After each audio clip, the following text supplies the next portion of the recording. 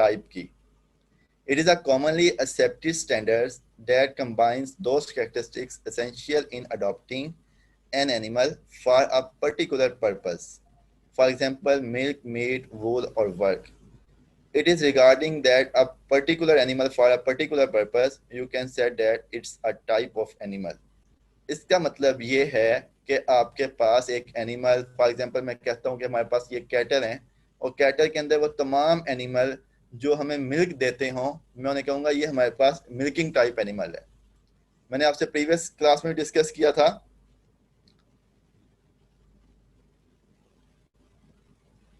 कि हमारे पास जितने एनिमल हैं regarding the milk productive animals like the for the milk production animals like Sahiwal, Cholistani, red Sindhi, buffalo में अगर हम बात करते हैं तो हमारे पास कुंडी है, नीली रावी है। These are all milking animals and you can say that this is the type of milk animals. वो बेशक बफलो है, वो आपके पास कैटल है, वो आपके पास शीप है, वो आपके पास गोट है। हम उन तमाम को वो एनिमल जिनसे हम दूध लेते हैं हम उन्हें कह देंगे कि ये हमारे पास एनिमल जो हैं ये मिल्क टाइप में। आप सब स्टूडेंट्स के कैम ऑन होने चाहिए। मैं किसी से भी किसी वक्त भी क्वेश्चन कर सकता हूँ। जो विदाउट कैम होगा और अटेंडेंस के अंदर अगर उसका कैम मुझे ऑफ शो हुआ, मैं उसकी अटेंडेंस काउंट नहीं करूंगा, वो एब्सेंट मार्क किया जाएगा। सेम एज हमारे पास वो एनिमल जिनसे हम मीट लेते हैं, वो बेशक आपके पास कैटल है, बफ है, शीप है, गोट है, हम उसे नाम दे देंगे ये हमारे पास एनिमल जो है ये हमारे पास फैटनिंग टाइप हैं, ये हमारे पास ये एनिमल मीट टाइप हैं। मीट एनिमल को हम फैटनिंग एनिमल का नाम भी देते हैं। Now here is the definition of breed. This is the three definitions and uh, all are the definitions of breed. It is group of animals that are result of breeding and selection have certain distinguishable characteristics. A group of animals related by descent and which are similar in most of the characters like general appearance, size, colors, horns, etc. is called breed. Breed means a specific characteristic that may differentiate from one animal to another animal within a species. मतलब कि एक ही species है, उसके अंदर एक ही animal जो आपके पास है स्पीशी के अंदर, वो एक नस्ल दूसरे नस्ल से डिफरेंट करे, हम उसको डिफरेंशिएट कर सकें, हम उसका इम्तियाज कर सकें, हम उसको फर्क कर सकें, that is known as breed. It depend upon their color, upon their size, upon their depend upon their horns and also the overall appearance of the animal. अब मैंने आपको बात की है ब्रीड की, तो इसके अंदर मैंने आपसे बात की अगर साहिवाल ब्रीड को लें तो उसका कलर की बात करते हैं तो वो रेडिश डन कलर है, यानी कि रेड कलर है उसका। ठीक है। सेम एज अगर हम चोलिस्तान ब्रीड की बात करें, ये भी एक कैटल की ब्रीड है, एक स्पीशी है कैटल, उसकी ब्रीड है चोलिस्तानी। अब हमारे पास जो चोलिस्तानी कैटल है उसका कलर जो है वो वाइट विद ब्लैक पैचेस है और ब्लैक विद वाइट पैचेस है और may be read with white patches है, यानी कि उसके बॉडी के ऊपर सफेद रंग होगा तो उसके ऊपर वाइट डॉट्स होंगे, वाइट कलर होगा तो ब्लैक डॉट्स होंगे, ब्लैक कलर होगा तो उसके ऊपर वाइट डॉट्स होंगे। ठीक है। मैं आपको ये आगे थोड़ा सा इसको एक्सप्लेन भी कर दूंगा कि हम किस तरह ब्रीड वाइज उसको डिफ्रेंशिएट करते हैं। मैं देखता हूँ मेरे पास अगर कोई पीपीटी ओपन हुई इस वक्त, बाकी मैं कर देता हूँ ओपन आपको। एक ब्रीड्स के बारे में आपको मैं थोड़ा सा एक्सप्लेन कर देता हूँ।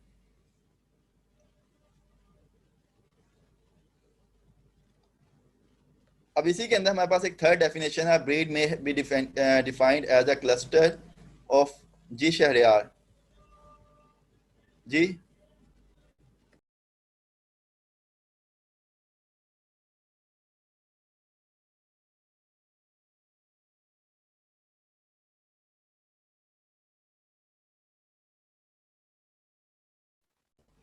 Just a second students, just one one minute, फिर हम फर्दर कंटिन्यू करते हैं।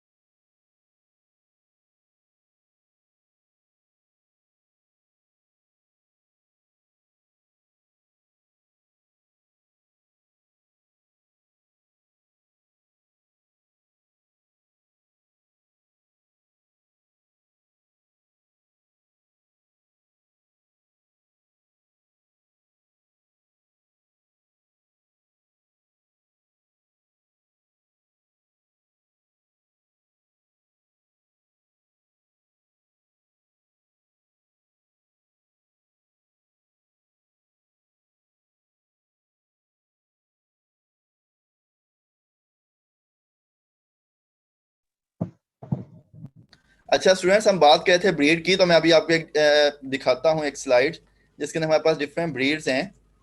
अब ये अगर हम बात करते हैं डेयरी ब्रीड्स की, इसके अंदर ये हमारे पास साहिवाल है। अगर आप इसका कलर देखें, ठीक है, आपको शो हो रही है ना ये स्लाइड? यस सर, शो हो रही है। जी जी। अब ये साहिवाल ब्रीड है हमारे पास, ये कैटल की ही ब्रीड है। अब अगर बात करते हैं रेड सिंधी की, तो इसका कलर उससे बिल्कुल चेंज है, ठीक है।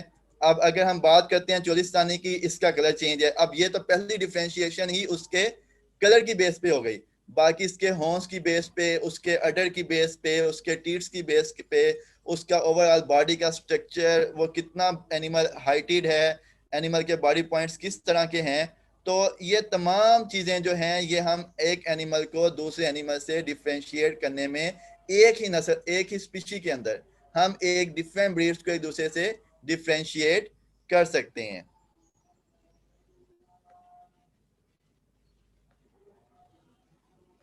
अब फर्दर हम आगे अगर कंटिन्यू करें, तो हमारे पास ब्रीड के बाद जो नेक्स्ट डेफिनेशन है वो हमारे पास है स्पीशी की। ये तो आपने एफएससी के अंदर भी पढ़ी होगी, a group of individuals which have certain common characteristics that distinguish them from other group of individuals within in species. The individuals are fertile when in different species they are not. You will be very familiar about that definition. The species have on distinguished characteristics that may be differentiated from one species to another species, and they are fertile when they are breed with each other, but it is unfertile when they bred to other species. आपने ये बड़ा clearly आपने FSc में भी पढ़ा होगा, और आपको पता है कि जो स्पीशीज होती हैं वो विद इन स्पीशी तो एनिमल ब्रीड कर सकता है, वो बेशक डिफरेंट टाइप्स ऑफ ब्रीड्स हों एक ही स्पीशी के अंदर, but it can't be bred to each other when they breed from other species, and because there are different number of chromosomes, and also if they bred, then their young ones will be.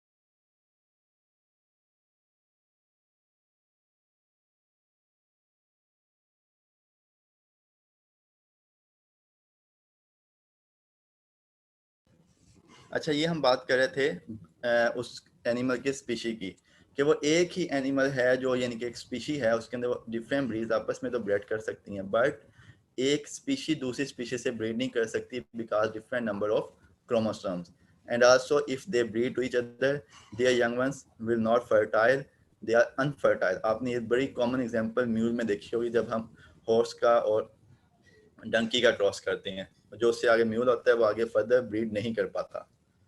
Now here the definition of sire. The male parent of the calf is known as sire. जो mail होता है parent काफ का, जो यानी कि हमारे पास cattle है, और उसका जो मेल पेरेंट यानी कि जो उसके बच्चे होंगे वो उसके लिए काफ होंगे, उन्हें हम मेल और फीमेल काफ का नाम देंगे, और उनके जो पेरेंट्स हैं और वो जो मेल पेरेंट है उसे हम सायर का नाम देते हैं। And same as when they have the female parent, then it of the calf is known as dam. What is calf? Young one of cattle or buffalo below the age of 6 months is called calf. A calf which have the age below the 6 months of is known as calf. And when they are above their 6 months of age, we have further study about what is the name of that animal. Now here is the heifer. Heifer means the female of cattle or the female calf of their parents above age of 6 months up to their first calving is known as heifer. जब तक female calf 6 month से above age उसकी हो जाती है और up to their first calving, जब तक वो पहला बच्चा नहीं देगी तब तक हम उस फीमेल काफ को, वो बेशक आपके पास बफलो का है, बफलो की है, वो कैटल की है, उसे हम heifer का नाम देते हैं। Now here is the cow. The adult female of cattle from the date of first calving till to their life is known as cow. हमारे पास जो heifer जो है जब वो बच्चा दे देगी तब वो cow कहलाएगी up to their carving and up to their whole life, जब तक वो जिंदा है उसके बाद वो बच्चा दे या ना दे उसे हम काऊ का नाम ही देंगे. What is bull? It is unsaturated of cattle used for breeding or covering the cows. Is known as bull. ये unsaturated होता है, means it is used for the breeding purpose. It is non-castrated. Unsaturated means non-castrated. और हम इसको breeding के लिए use करते हैं, इंसेमिनेशन के लिए, कवरिंग के लिए, एनिमल मेल और फीमेल की ब्रीडिंग के लिए हम मेल को जो बुल को यूज करते हैं, हम मेल को जो यूज करते हैं उसे हम बुल का नाम देते हैं. वो What is bullock? It is the castrated male of cattle used for work purpose or may be used for the fattening purpose or for the meat purpose. मतलब कि ऐसा मेल जिसको हम कैस्ट्रेशन कर देते हैं, आम जुबान में हम उसको खसी करना कहते हैं, वो मेल जिसको हम कैस्ट्रेट कर देते हैं उसको हम वर्क पर्पस के लिए यूज करते हैं या फिर हम उसको फैटनिंग पर्पस के लिए यूज करते हैं. That is known as bullock. आपके जितने क्वेश्चन है स्टूडेंट्स वो आप एट द एंड करेंगे. आप अपने पास क्वेश्चन लिखते जाएं, मैं आपको एट द एंड उन तमाम क्वेश्चंस के आंसर दूंगा.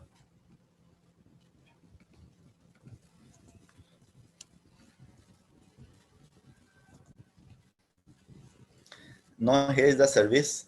The process in which mature male covers the female is known as service. In heat with the object to deposit spermatozoa in the female genital tract is called service. When the male covering the female, and that time is known as, and that process is known as service. And when this is the successful union of that male and female gametes, or male and female breeding or conception, or maybe you can also say that male and female covering to each other and it is successful union of the gametes, then it is known as conception. Service होती है almost, service के जो days हैं वो 70, 80 to 90 days होते हैं service के. मतलब ये कि अब आप ये बात करेंगे कि सर्विस तो सब सर सिर्फ वही होगी जब मेल और फीमेल आपस में ब्रीडिंग करेंगे या वो कंसेप्शन होगी या वो जो टाइम पीरियड होगा 2 दिन का, 3 दिन का या 1 दिन का, वो सर्विस कहलाएगा. ऐसा नहीं है.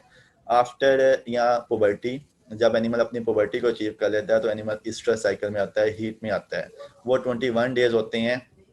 अब 21 डेज जो होंगे, हो सकता है कि फॉर एग्जांपल हम फर्स्ट सर्विस उसकी मिस करवा दें, सॉरी फर्स्ट हीट उसकी हम मिस करवा दें, तो वो फर्स्ट हीट जो हमने मिस करवाई 21 डेज के बाद एनिमल स्ट्रेस में आया, वो 21 डेज भी इंक्लूडेड होंगे.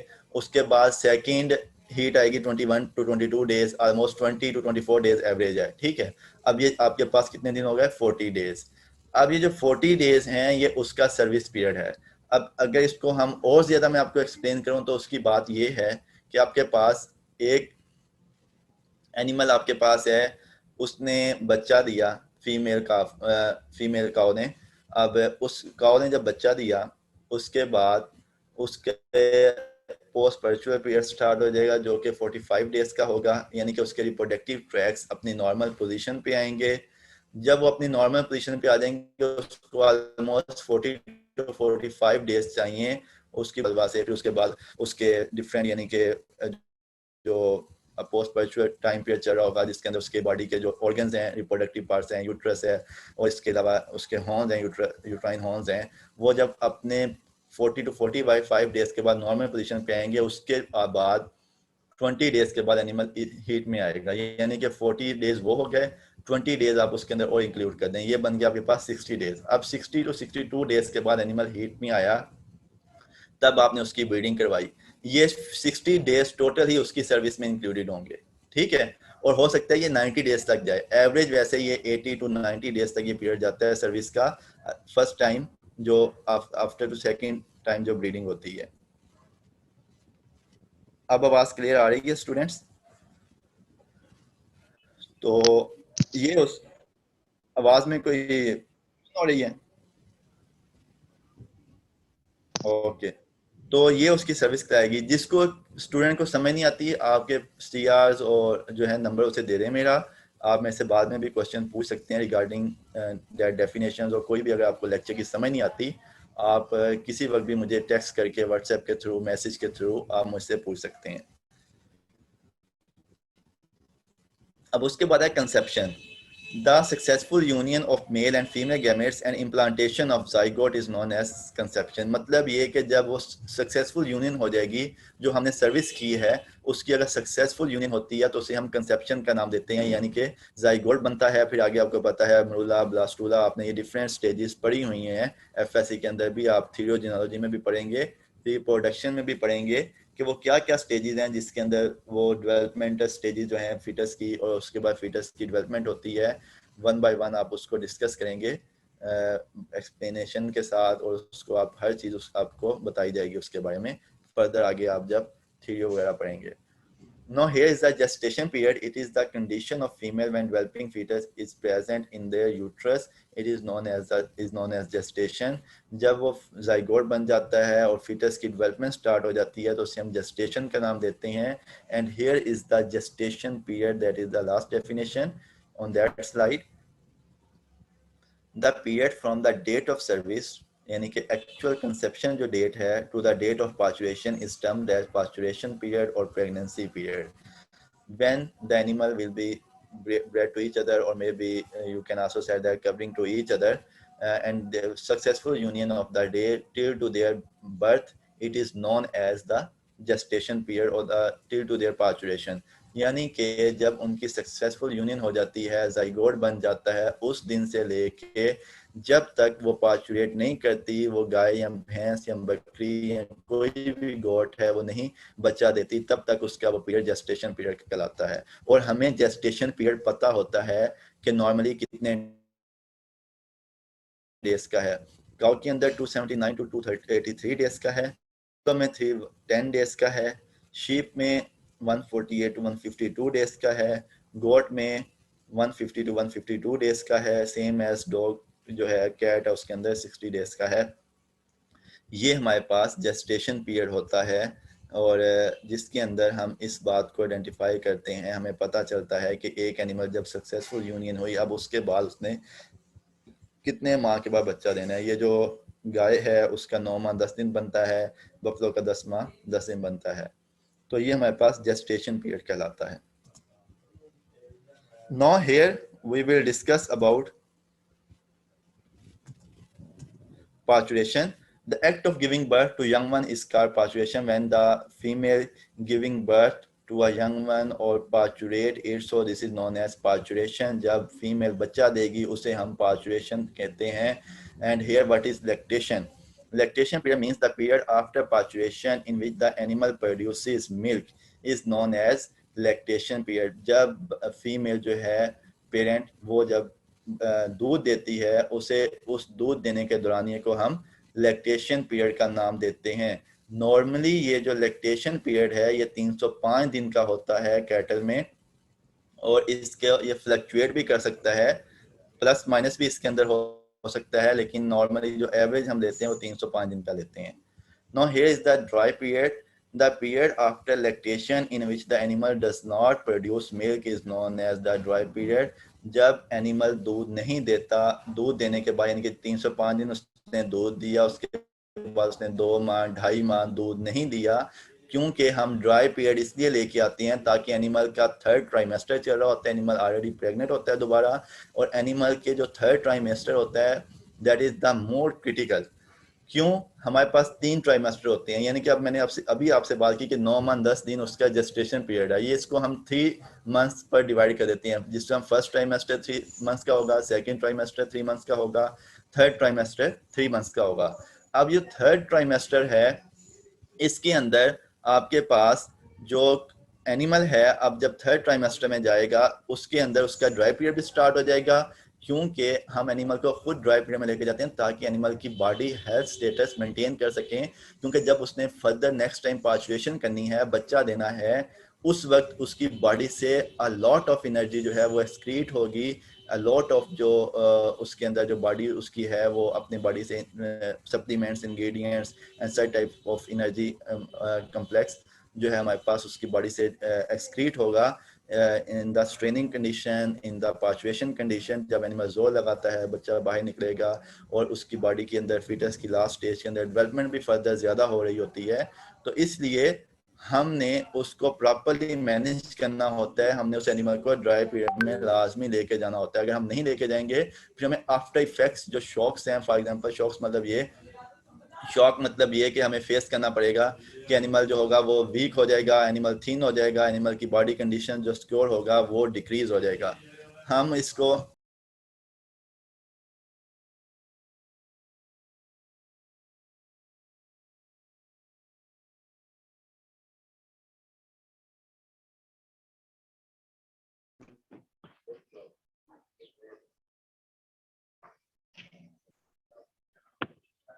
तो ये हमारे पास अभी हम बात कर रहे थे कि हमारे पास यही डिफरेंट हमें ड्राई पीरियड में एनिमल को लाजमी लेके जाना चाहिए ताकि एनिमल प्रॉपर अपनी डेवलपमेंट कर सके बॉडी की। Calving interval क्या है? The period between two successive calving is known as calving interval. It is the period between two successful calving. अब एक बार एनिमल ने बच्चा दिया उसके बाद दोबारा बच्चा देगा, इस दौरानिए को हम calving interval का नाम देते हैं। And the most progressive and the most developmental and the profitable business regarding the farm is that when you can achieve every year a calf from that animal is known as a progressive farm. अगर हम बात करते हैं एक अच्छे progressive business management की या profitable management की, तो हमारे पास हर जो फीमेल काऊ है वो हर साल एक बच्चा लाजमी देगी, और अगर इस तरह होगा तो वो एक अच्छा प्रॉफिटेबल फार्म कहलाएगा और एक अच्छा प्रोग्रेसिव फार्म कहलाएगा। No here is the average. Average का मतलब क्या है? कॉमन सी डेफिनेशन है, sum of production divided by number of animals. यानी कि आपके पास जितनी प्रोडक्शन आ रही है, वो मीट की आ रही है, मिल्क की आ रही है, वो वूल की आ रही है, उसको हम टोटल नंबर ऑफ एनिमल्स पे डिवाइड कर देंगे तो वो हमारे पास एवरेज निकल आएगी। फॉर एग्जांपल मैं कहता हूँ मेरे पास 2 एनिमल हैं, दोनों एनिमल का जो मिल्क डेली का है वो 50 kg है। अब ये जो 50 किलो है या 50 लीटर जो मिल्क है, हम उसको टोटल नंबर ऑफ एनिमल्स पे डिवाइड कर देंगे तो हमारे पास डेली बेसिस का या एवरेज आ जाएगी। फॉर एग्जांपल अगर एक एनिमल आपको 20 किलो देता है, दूसरा एनिमल आपको 25 किलो देता है, लेकिन एवरेज की हम यही बात करेंगे कि हमारे पास इतना दूर उस एनिमल से हम अचीव कर रहे हैं दोनों से, तो ये आपके पास एवरेज है। सेम एज अगर हम बात करते हैं आगे वेस्ट एवरेज की और हर्ड एवरेज, ओवरऑल एवरेज।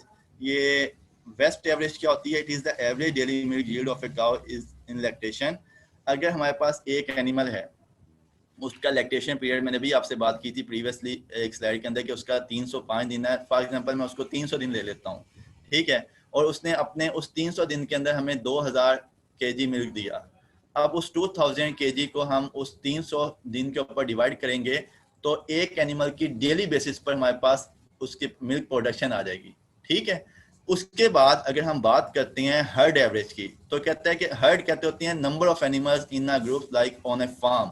जब आपके पास नंबर ऑफ एनिमल्स होंगे एक फार्म के ऊपर, वो में फॉर एग्जांपल 20 एनिमल हैं और 20 के 20 एनिमल आपको दूध देते हैं, और अब उस एनिमल की आप बात करें उन 20 एनिमल की, तो उन 20 एनिमल का जो डेली का मिल्क है वो हम कलेक्ट करेंगे और उन 20 एनिमल्स पर डिवाइड कर देंगे तो उसकी हर्ड एवरेज निकल आएगी कि ये हमारे पास जो एनिमल का हर्ड है, ये मजमुआ जो है, ये हमें इतनी एवरेज डेली बेसिस पर हम उससे मिल्क ले रहे हैं। वो इंडिविजुअल बात हमने ऊपर वेस्ट एवरेज में की है। अब हर्ड एवरेज का मतलब ये है कि उसके अंदर सारे एनिमल इंक्लूडेड हैं। वो बेशक कोई एनिमल आपको 10 किलो देता हो, कोई 20 किलो देता हो, लेकिन हमने उसके अंदर ओवरऑल हर्ड एवरेज निकालनी है। Now here we will discuss about overall average. It is average daily milk yield of the animal in the period of calving interval. अब ये एवरेज डेली मिल्क यील्ड है on the calving period of calving interval, उसे हम कहते हैं overall average में। अब इसका मतलब ये है एक एनिमल आपके पास है, उसने आपको दूध दिया 300 दिन, ठीक है, उसके बाद उसका 2 माह का उसके अंदर ड्राई पीरियड भी इंक्लूड करना है आपने, यानी कि 300 दिन वो हो गए और उसके अलावा आप 60 डेज और इंक्लूड कर लें तो ये कितने दिन हो गए आपके पास? 360 दिन, यानी कि आपके पास एक साल मुकम्मल हो गया। अब एक साल के बाद उस एनिमल ने दोबारा आपको बच्चा देना है। अब इस टोटल टाइम पीरियड के अंदर उसने आपको जितना मिल्क दिया वो उसकी total milk yield of that lactation period कहलाएगी। इसके अंदर पूरा आपके पास फुल टाइम आएगा जिसके अंदर एनिमल ने दूध दिया, जो उसके अंदर ड्राई पीरियड होगा, ये सारा पे डिवाइड करेंगे आप उस टोटल नंबर ऑफ डेज को, जो कि 360 बनते हैं, 1 ईयर बनता है या इससे भी ज्यादा बनता है। लाजमी नहीं है कि एक साल के बाद आपको हर फार्म के ऊपर आपको एनिमल आगे काफ दे, बहुत सारे ऐसे फार्म्स हैं जो कि 1.5 ईयर के अंदर आपको एक एनिमल एक काफ देता है, ठीक है। तो ये इसकी एवरेज होती है, overall average. That's all from my side. Any question regarding that terminologies you can ask one by one from me. जी स्टूडेंट्स, कोई क्वेश्चन है तो आप मुझसे इसके बारे में पूछ सकते हैं।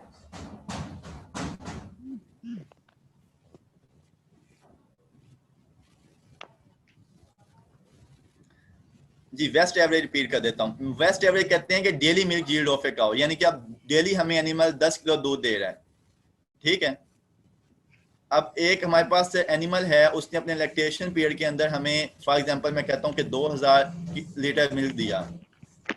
2000 लीटर को मैंने कहा कि उसने हमें कितने दिन दूध दिया, वो 300 दिन बने हैं। अब उसको 2000 को 300 पे आप डिवाइड करेंगे तो वो आपका डेली बेसिस पर मिल्क यील्ड आ जाएगी कि डेली आपको वो एनिमल कितना दूध देता था। Any other question?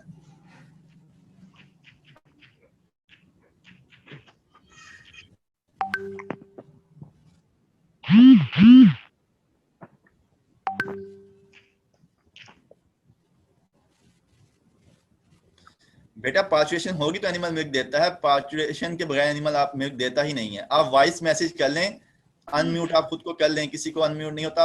इस तरह मैं चैट में जाऊंगा, फिर टाइम लग जाएगा क्वेश्चन आंसरिंग में।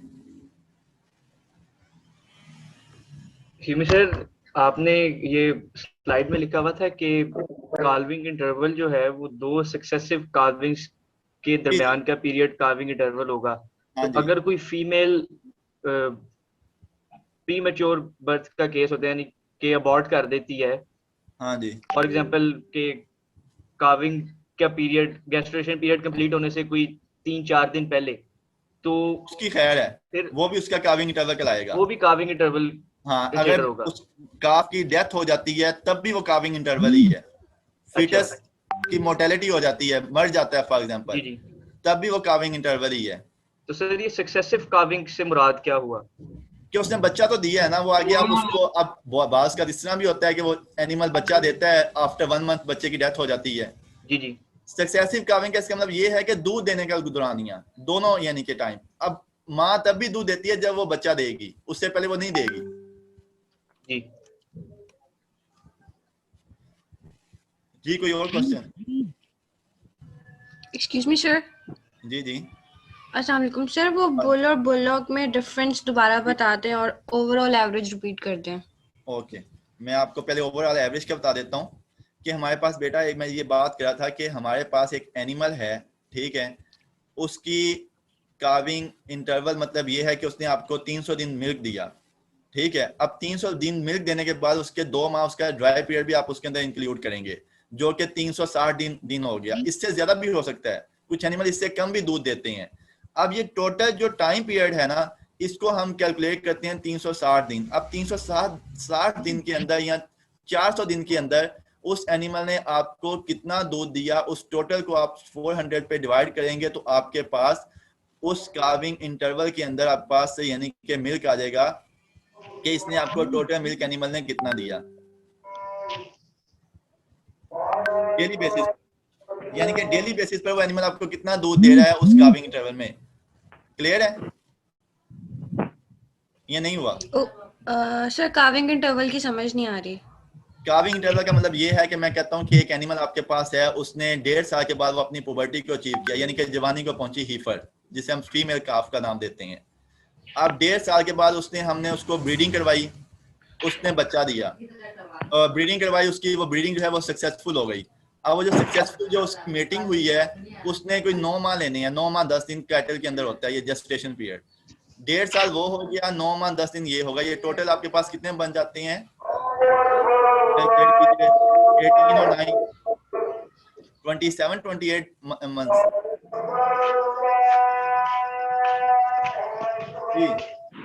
कितने दिन बनते हैं? 27 मंथ बनते हैं, 27 मंथ बनते हैं, ठीक है। अब 27 मंथ के बाद उसने आपको एक बच्चा दिया एनिमल ने, ठीक है। अब 27 मंथ के बाद उसने जब बच्चा दे दिया, उसके बाद उसने आपको 300 दिन दूध देना है, ठीक है। 300 दिन दूध देने के बाद उसने आपको 2 माह दोबारा ड्राई पीरियड में आएगा एनिमल, लेकिन जब एनिमल ने आपको बच्चा दिया उसके 60 दिन के बाद आपने एनिमल को दोबारा ब्रीडिंग करवा देंगे या 70 दिन के बाद। अब उसका साथ साथ मिल्किंग पीरियड भी चल रहा है, उसका साथ साथ जेस्टेशन पीरियड भी चल रहा है, ये तकरीबन उसका ओवरऑल 1 साल चलेगा। ठीक है, अब 27 माह के बाद 1 साल आप उसके अंदर और ऐड कर लें। अब 27 माह के बाद उसने बच्चा दिया, उसके 12 माह के बाद दोबारा दूसरा बच्चा देगा, ये दोनों गैप जो होंगे ये काविंग इंटरवल कहलाएगा, यानी कि 1 ईयर का ये बनेगा काविंग इंटरवल। क्लियर हुई या नहीं हुई बात? ये सर हो गई। यानी कि जब एक बार काविंग करेगी माँ, उसके बाद दोबारा काविंग करेगी, उस दौरान जितना वो टाइम पीरियड है वो 300 दिन का है, वो 400 दिन का है, वो उसका काविंग इंटरवल है। उस पे हमने टोटल, उसने आपको दूध तो 300 दिन दिया, उसके बाद उसने 2 माह आपके पास वो एनिमल ड्राई पीरियड में भी रहा है, ये टोटल हम ऐड करेंगे सब दिनों को, उसको हम निकालेंगे, फिर आपके पास आएगी per day average of the milk. Okay sir, thank you. इसके अलावा आप बात करी थी कि हमारे पास बुल और बुलॉग में क्या फर्क है। अनसैचुरेटेड नॉन कैस्टेटेड, ठीक है, हम उसकी कैस्टेशन नहीं करते, हम उसके जो टेस्टिस के अंदर स्पर्मेटिक कॉर्ड आ रही होती है, जो कि टेस्टोस्टेरोन एक हार्मोन होता है जो कि मेल के अंदर डोमिनेंट होता है, और अगर वो हम उस टेस्टोस्टेरोन की जो स्पर्मेटिक कॉर्ड है, जो हार्मोन उसके टेस्टिस में आता है, और उससे जो मेल है वो उसकी ब्रीडिंग के लिए वो एफिशिएंट होता है, अगर वो हम उस स्पर्मेटिक कॉर्ड को कट कर देंगे तो वो एनिमल कभी भी ब्रीडिंग के लिए यूज नहीं किया जा सकता, वो एनिमल कभी भी मेटिंग नहीं कर सकता, और उसे हम नॉन कास्टेटेड का नाम दे देंगे। ये अनसैचुरेटेड का मतलब है कि नॉन कैस्टेटेड। अगर हम उसको कैस्ट्रेट कर देंगे तो फिर वो एनिमल आप कभी भी ब्रीडिंग के लिए वो मेल को यूज नहीं कर सकते, ठीक है। Okay sir. तो उसको हम जो फिर नॉन कैस्ट्रेटेड होगा हम अनसैचुरेटेड का नाम भी देते हैं, और उस नॉन कैस्ट्रेटेड को या अनसैचुरेटेड को ब्रीडिंग के लिए यूज 40 दिन का था, अगर दोबारा नहीं करता फिर वो 21 डेज के बाद हीट में आएगा, तो ये हम कहेंगे ये 60 डेज का सर्विस पीरियड है। जब तक वो उसकी मेटिंग नहीं होती, सक्सेसफुल कंसेप्शन नहीं होती, तब तक वो सर्विस पीरियड कहलाएगा। वो मैंने आपको जो इतनी बड़ी एग्जांपल दी थी वो इसलिए दी थी क्योंकि एनिमल जब एक बार काविंग करता है ना, उसके 50 डेज एनिमल का जो रिप्रोडक्टिव ट्रैक है, उसके बॉडी ऑर्गन्स हैं, वो अपनी नॉर्मल पोजीशन करने के लिए, अपनी रिलैक्स करने के लिए 40 डेज लेते हैं। ब्लीडिंग होती है, प्लेसेंटा रिलीज होता है जिसे हम जेर का नाम देते हैं, ये 45 डेज तो इसको लग जाते हैं। उसके फिर 20 डेज के बाद एनिमल अपनी हीट को ईस्ट्रस साइकिल में आती है फीमेल, तो इसलिए हम उसको 70 डेज का नाम देते हैं। फिर 70 डेज के बाद जब वो ब्रीडिंग करेगा, वो सक्सेसफुल यूनियन होगी, तो हम कहते हैं कि जी इसकी सर्विस पीरियड को 70 डेज लगे, ठीक है। Okay sir, thank you. Any other question? अस्सलाम वालेकुम सर। वालेकुम सलाम। सर मैंने 25 मिनट्स पहले ज्वाइन की थी सर, मेरी अटेंडेंस नहीं लगी सर, काइंडली प्लीज अटेंडेंस लगा दें। अच्छा, लग जाती है। आप सीआर स्क्रीनशॉट ले लिया अटेंडेंस के? सर उसने ले लिए हुए पहले के। सीआर रोल में नोट आप सीआर को करवा दें अपना। जी ठीक है सर, थैंक यू। और जो आप में से एक स्टूडेंट, मेरा भी यही इशू है सर। अच्छा, आप रोल में नोट करवा दें सीआर को, मुझे भी मैसेज कर दें, मैं आपकी अटेंडेंस करवा दूंगा सर। वो सीआर को कहें कि दोबारा अटेंडेंस ले ले, स्क्रीनशॉट दोबारा ले ले सर। अच्छा, ठीक है, ले लें सीआर की, इनके रोल नंबर बस नोट कर लें आप।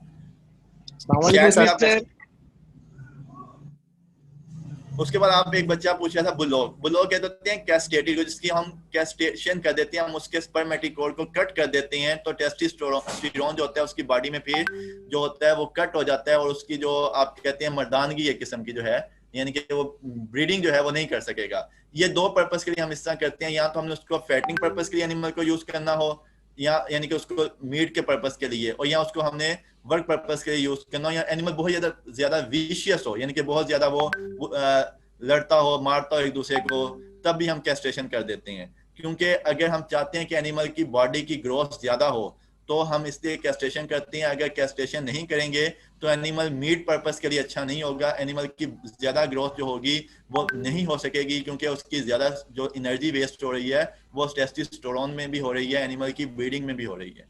ठीक है, क्लियर है? सर कास्ट्रेटेड बुल को स्टीयर भी कहते हैं? हाँ जी, उसे हम स्टीयर का नाम भी देते हैं। गुड, स्टीयर का नाम भी देते हैं, बुलडॉग भी कहते हैं। दोनों ही नाम देते हैं। हम उसे स्टीयर का नाम देते हैं, हम उसको इनफर्टाइल भी कहते हैं। ये हम आगे फर्दर ये भी डेफिनेशन पढ़ेंगे। ये तो अभी हाफ डेफिनेशन हुई है, अभी इतनी ही डेफिनेशन और पड़ी हुई हैं आपके पास। सर ये जो हम मिल्क कैलकुलेशन करते हैं, डिटरमिन करते हैं इसकी अमाउंट को, तो सर इसका बेसिकली ऑब्जेक्टिव क्या होता है कि हम मिल्क की अमाउंट को इम्प्रूव कर सकें या फिर आपको जस्ट ये पता चले कैलकुलेशंस और आपके फार्म रिकॉर्ड की के लिए प्रोडक्शन डिटरमिन क्या के है, लिए? जी आपको सर, पता चले आपकी मतलब फार्म की प्रोडक्शन की, आप कितना प्रॉफिट गेन कर रहे हैं, आपको कितनी इन्वेस्टमेंट आप कर रहे हैं और कितना आपको वहां से इनकम सोर्स डेवलप हो रही है। रिकॉर्ड के लिए सर बस, यानी कि हाँ जी, सिंपली रैकेट के लिए, हम एनिमल की प्रोडक्शन ओके के लिए, इंडिविजुअल एनिमल की प्रोडक्शन के लिए, ओवरऑल हर्ड की प्रोडक्शन के लिए कि क्या आपके पास रैकेट आ रहा है, आप जितना पैसा लगा रहे हैं उसमें से आपको बेनिफिट कितना हो रहा है फार्म पे। रैकेट जी keeping is the okay most important management at the farm level. अगर रैकेट नहीं है जी तो फार्म का कोई हाल नहीं है, कोई प्लान नहीं है आपके पास, आपका कोई ऑब्जेक्टिव नहीं है फार्म का। एग्जैक्टली सर, एग्जैक्टली ऐसे ही। Thank you so much any sir. Other question? चलें ठीक है, अगर किसी का फिर भी कोई क्वेश्चन हो तो मुझे पर्सनली मैसेज करके आप पूछ सकते हैं। ठीक अस्सलाम है, वालेकुम सर। वालेकुम सलाम। सर हमें 15 मिनट पहले इन्फॉर्म किया गया कि आप लोगों की क्लास हो रही है, तो मेरा तो पूरा का पूरा लेक्चर ही मिस हो गया है। क्या चलें रिकॉर्डेड लेक्चर मिलेगा कि नहीं फिर? आप मेरे साथ बाद में डिस्कस कर लीजिएगा, डेफिनेशंस पढ़ लें, कोई समझ ना आए तो आपको मैं फर्दर इसको एक्सप्लेन कर दूंगा। ठीक है, ठीक है सर, पर फिर भी कम से कम एक दिन पहले तो बताना चाहिए कि 1 बजे क्लास है आपकी। हम तो ओके 1:45 के हिसाब से आपको ऑनलाइन नेक्स्ट हो टाइम रहे हैं। एक दिन पहले बता दिया करेंगे आपकी क्लास किस टाइम है। ठीक हो सिग्नल गया, का इशू होता है सर, सिर्फ मुझे नहीं, बाकी भी कुछ होंगे जिनका रह गया होगा आज। ओके, जिनको होगा उनको नेक्स्ट टाइम ज्वाइन करवा दूंगा। ठीक है, आपकी क्लास ओके सर, 3:15 बजे दोबारा कर लेते हैं बस। और बताएं, 3:45 पे होती चले है ना? कम। होगी अगर सर दोबारा बस। करनी है तो मोस्ट वेलकम, 3:15 बजे दोबारा कर लेते हैं। नहीं सर कोई नहीं, अब कर लें, अब रिकॉर्डिंग सर कर लेंगे रहने सब दें, किसी। सर रहने दें रहने दे सर। सर। ओके सर आप सर बस आप रिकॉर्डिंग एक काम अपलोड किया कर करिए। दे प्लीज। जी जी, टॉपिक अपलोड कर देता हूँ, आज कर चलें देता सर, हूँ। मोहसिन से ले लेते हैं, उसने रिकॉर्ड कर लिया होगा। एक्सक्यूज मी सर, जी जी बताएं। चुप करो 2 मिनट। Excuse me sir.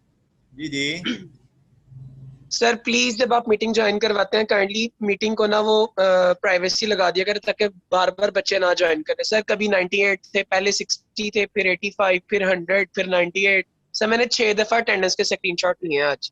वो जस्ट इसलिए हुआ कि बच्चों का यही एट द एंड जो अभी आपके स्टूडेंट ने मुझे यही बात की ना कि